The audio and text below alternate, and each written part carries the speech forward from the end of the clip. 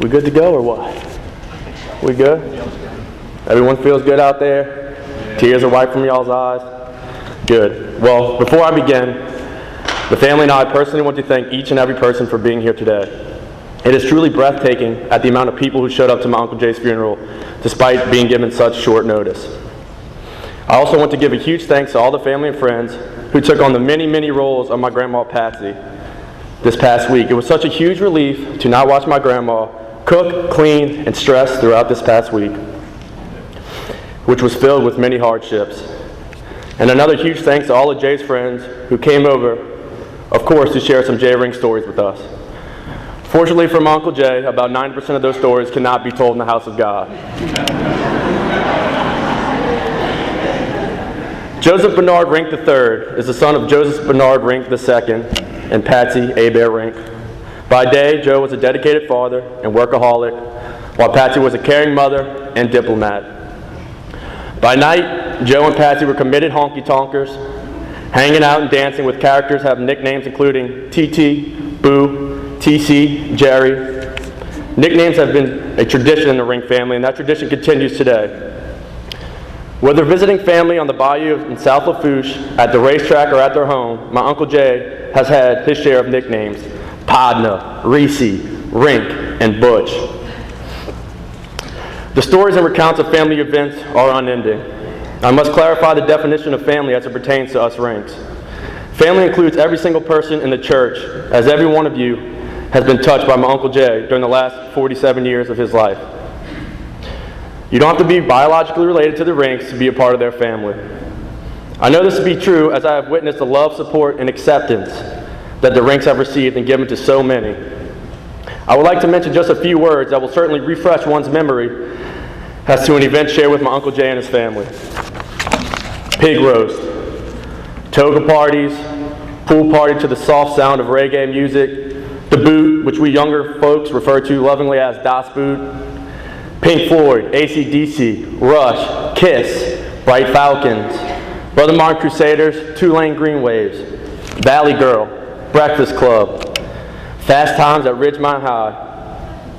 It is amazing how Jay's varied taste in movies, music, and clothing was reflected in his friendships. Looking back at photos and listening to stories, it is evident that Jay was a loyal friend to folks from every faith, color, creed, and neighborhood. If you look around, you'll notice that my Uncle Jay was a popular man. He's not only survived by his immediate family, but also his fellow classmates from his elementary days at St. Clement, to his high school days at Brother Martin, and to his college days at Tulane University.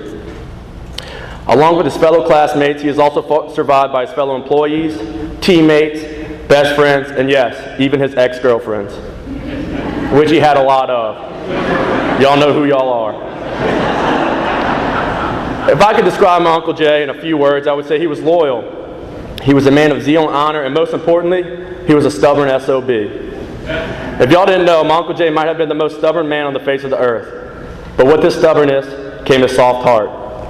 If I could describe Jay to the people who did not really know him, I would say he was like the gentle giant. On the football field and on the wrestling mat, Jay was nasty, brutal, relentless, competitive, all hell, downright cocky.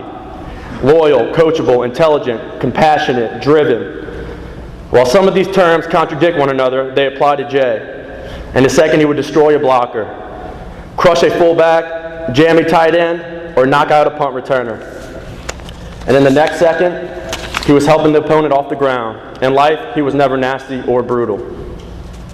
One memorable thing about my Uncle Jay is that he always put his children first, and I believe as a parent of 8, that's hard to do sometimes, especially when you're struggling with a disease like ALS. But that's the thing about my Uncle Jay. He has never let ALS define who he was as a person. He's always stayed true to his own roots, and that was being a lover father as well as an uncle. There are only 2 things in the world my uncle may love more than his kids, and that's his nicotine pouches and his Tabasco sauce.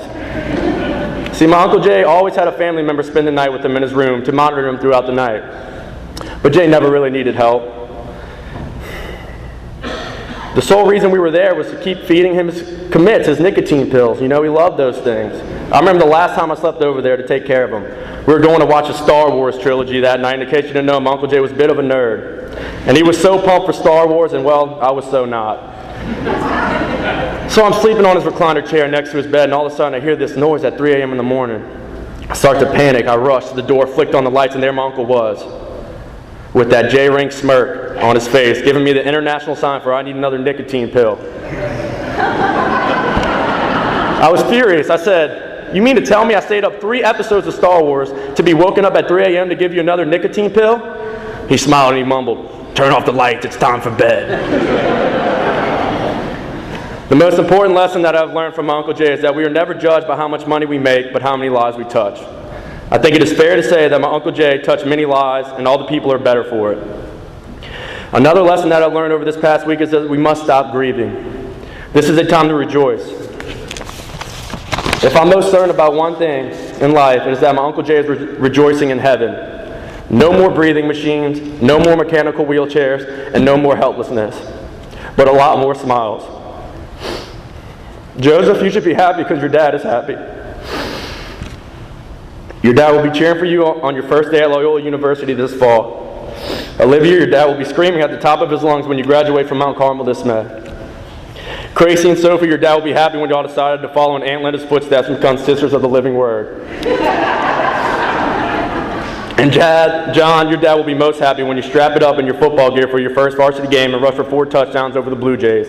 Go Satyrs. He was my uncle, he was my godfather, he was my second father, he was my best friend. I was blessed to be influenced by such an amazing man like my Uncle Jay. Our hearts are filled with sadness today, but also happiness, because we know he's up in heaven enjoying life. I will miss you, Uncle Jay, and I'm so proud of you for never losing your battle with ALS. I loved you every day, and now I will miss you every day.